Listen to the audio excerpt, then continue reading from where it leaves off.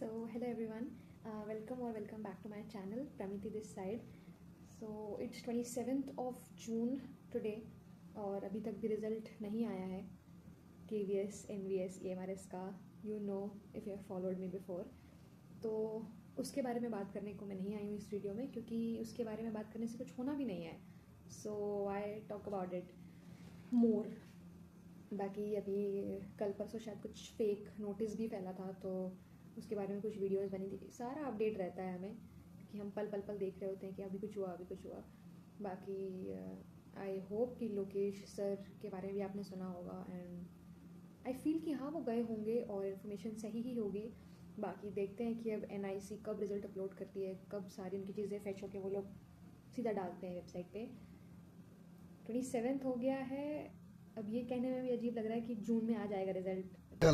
बात किए थे किस बारे में? अच्छा हाँ, वो रोड का जो बता रहे. हाँ, बात हुई उनसे.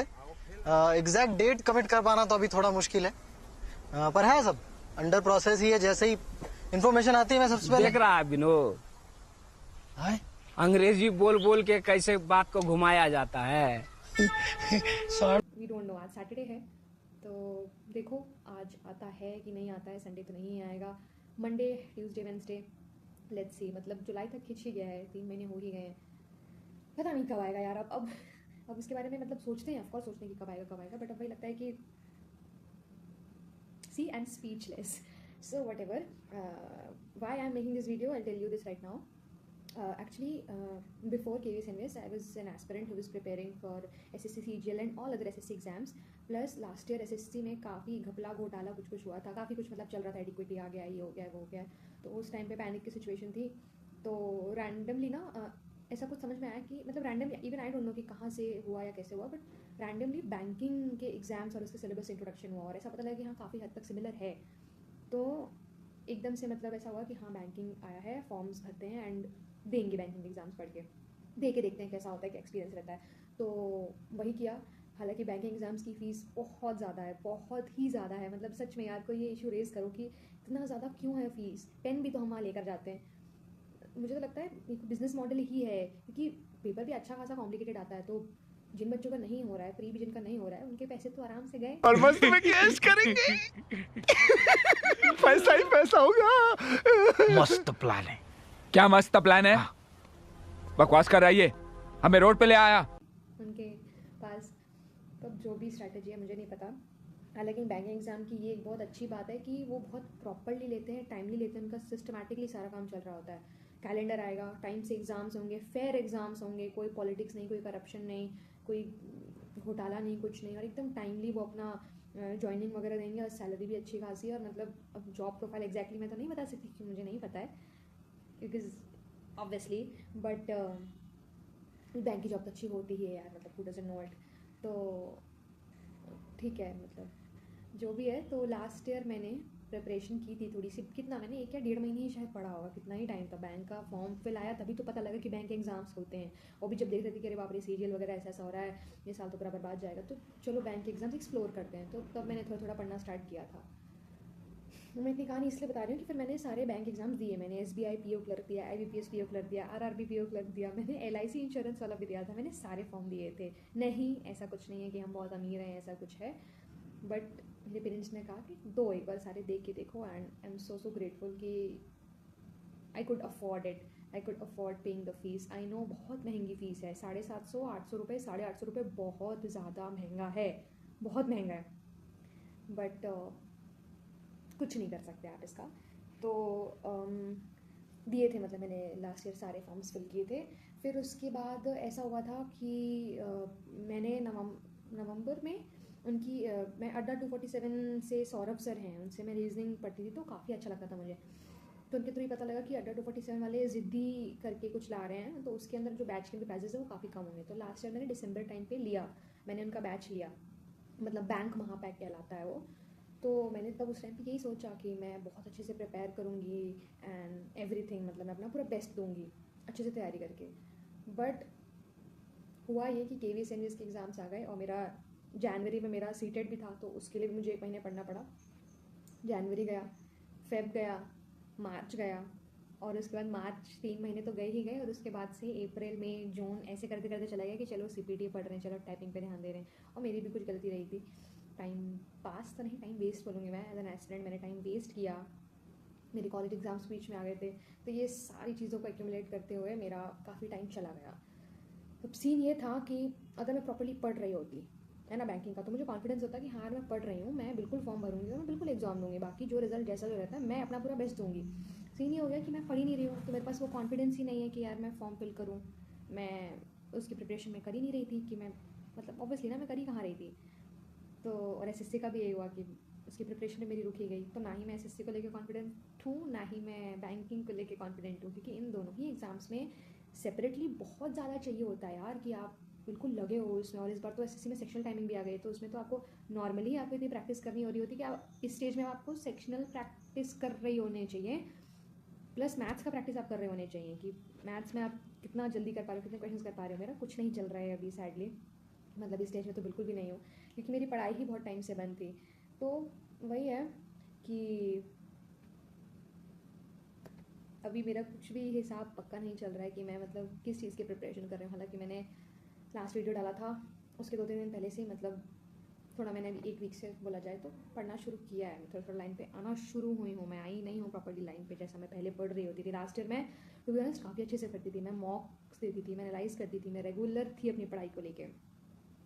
तो हाँ, लास्ट ईयर में अच्छे से पढ़ती हूँ, बट ठीक है अब जो टाइम गया गया उसका कुछ नहीं कर सकती मैं। बट मैं इसी चीज़ को लेके अभी डिलेमा में हूँ, बहुत ज़्यादा कन्फ्यूजन में हूँ कि मैं क्या करूँ, क्योंकि मेरा कोई एक एग्ज़ाम क्लियर नहीं है कि मुझे यार SSC CGL क्रैक करना है, मुझे पर्टिकुलर पोस्ट चाहिए, मुझे बैंक क्लियर करना है। नहीं, मैं सारे एग्जाम्स इसलिए दे रही होती हूँ, मैं सारे एक्सप्लोर इसलिए कर रही होती हूँ क्योंकि मेरा कोई क्लियर नहीं है, तो मुझे सारे एग्जाम्स लेके चलना पड़ेगा। पहले I used to feel weird about this, but then later I realized कि नहीं यार, मैं एक ही एग्ज़ाम लेके नहीं चल सकती हूँ आज के टाइम पे। एक ही एग्ज़ाम पे फोकस करना, मान लो मैं रेलवे पे फोकस कर रही हूँ और बाकी के भी सिमिलर एग्ज़ाम पैटर्न है, एग्ज़ाम सिलेबस है, मैं बाकी को नहीं दे रही हूँ, मैं बाकी का एग्ज़ाम नहीं दे रही हूँ, तो मैं सबसे बड़ी बेवकूफ़ हूँ। रेलवे और SSC का सिलेबस बहुत सिमिलर है, और ऐसे ही बैंकिंग का भी SSC से सिमिलर तो मैं नहीं बोलूँगी, बट ऑब्वियसली बैंकिंग थोड़ा हायर साइड पे है। और SSC में जैसे GS वगैरह आता है, तो बैंकिंग में GK GS नहीं है, हालांकि मेंस में है बैंकिंग अवेयरनेस वगैरह, बट काफ़ी अलग है वहाँ पे चीज़ें। तो हम यहाँ सिलेबस डिस्कस करने नहीं आया है, तो मेरा सेम यही है कि मतलब यार मैं क्या पढूँ, मैं कौन से एग्ज़ाम का पढूँ, मुझे क्लियर नहीं है फ़िलहाल। मुझे अपने घर जाना है मुझे घर जाना है। तो मेन वीडियो ये डिलेमा के उसमें था कि अगर आप लोग कुछ सजेस्ट करना चाहें, या आप लोग अगर मेरी सेम सिचुएशन में हैं कि आप लोग बैंकिंग प्लस SSC का प्रिपेयर करते हैं, तो प्लीज़ कमेंट सेक्शन में बताइए कि what should I actually and ideally do right now in this situation? Should I prepare for SSC? Should I prepare for bank? Or should I prepare for both all at the same time? I don't know. I haven't made a single choice yet. और मुझे ये भी समझ में नहीं आ रहा है कि मैं SBI PO का फॉर्म भरूँ कि नहीं भरूँ। मैंने अभी तक नहीं भरा है। 8 जुलाई लास्ट डेट है। लेट्स सी उसके पहले तक मैं अपना माइंड मेकअप कर पाती हूँ कि नहीं। मुझे नहीं समझ में आ रहा है मैं क्या करूँ। मैं SBI PO क्योंकि मैंने तैयारी नहीं करी है, तो मुझे एक प्रेशर आ जा रहा है कि वो पैसे कहीं वेस्ट ना हो जाए। बात सिर्फ पैसों की भी नहीं है, एक वो प्रेशर यार मैंने पढ़ा ही नहीं है, तो मुझे पता प्री निकाल के भी कुछ नहीं होना है। प्री मैं निकाल भी लूँ कुछ नहीं होना जब तक मेरी मेंस की तैयारी नहीं है। तो I am just dicey about that. Let's see, I will update मैं क्या करती हूँ। बट उससे पहले तो यार अगर आप कमेंट सेक्शन में बता दें, अगर कोई मेरी इस सिचुएशन से रिलेट कर पा रहा है, तो प्लीज़ यार बताओ कि आप लोग इस सिचुएशन में क्या करते हैं, आप लोग क्या करने वाले हो, and what should I do. मैं इसी डिलेमा में फंसी हुई हूँ कि बैंक का प्रिपेयर करूँ, SSC का प्रिपेयर करूँ, कौन सा सब्जेक्ट कब पढ़ूँ, कैसे करूँ, क्या करूँ, कुछ समझ में नहीं आ रहा है। बट लेट्स सी क्या करते हैं। एंड या that's it for this video I guess. I know काफ़ी अजीब से एंड पे मैं वीडियो ख़त्म कर रही हूँ, but that's what my current state is right now. I'm super confused, I'm in dilemma, and I really don't know what should I do. Let's see अभी क्या करना चाहिए, क्या नहीं करना चाहिए। वही है, शॉर्ट में भी बोले तो मैथ्स तो मुझे पढ़ना ही है, चाहे मुझे SSC के लिए चाहे बैंक के लिए। रीजनिंग बैंकिंग की थोड़ी डिफरेंट है, आई नो, बट कहीं ना कहीं वो मेरे SSC में भी काम आता ही है। आजकल SSC वाले भी थोड़ा बहुत बैंकिंग का सिलेबस देने लगे। लास्ट ईयर तो दिया था, इनइक्वालिटी दिया था, सिलॉजिज्म भर के दिया था, पजल्स भी एक आध दिए थे, CHSL में भी दिया था, तो अब तो देने लगे हैं, ऑलमोस्ट सिमिलर वो लोग करने लगे हैं। सो या मैथ्स रीजनिंग सेम है। GK GS को मुझे टाइम देना पड़ेगा अगर मैं SSC पे फोकस करती हूँ, और अगर मेरे को बैंक में फोकस करना है तो बैंकिंग अवेयरनेस एंड मेंस का सिलेबस पे फोकस करना पड़ेगा, जो मैंने अभी तक नहीं पढ़ाएगा अभी। लेट्स सी मैं क्या करती हूँ। if you have any suggestions, and if you can be little help.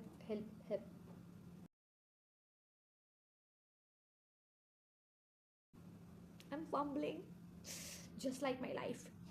If you can be of little help to me, then please feel free to help me in the comment section. And yeah, उस पढ़ाई वाले idea के लिए किसी ने कुछ comment में, हाँ, दो तीन आए थे मुझे रिप्लाइज. सो या अगेन इट इज़ ओपन. अगर आप लोग चाहें तो बता सकते हैं कि आप लोग को पढ़ाई वाला आइडिया कैसा लगा था. लेट्स स्टडी टुगेदर वाली कम्युनिटी वाला जो मैंने बताया था. If you haven't watch that video, then I'll attach the link so you can watch that, or you can go through my channel also for that video. And for now let's just end this video because काफ़ी देर से मैं कैमरे के सामने बैठ के बोल रही हूँ. So yeah, if you can help me, then please help me and give me some suggestions or advice if you have anything to say.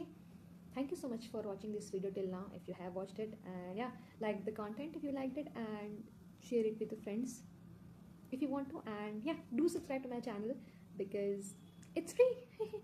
Okay, so I'll meet you in the next video.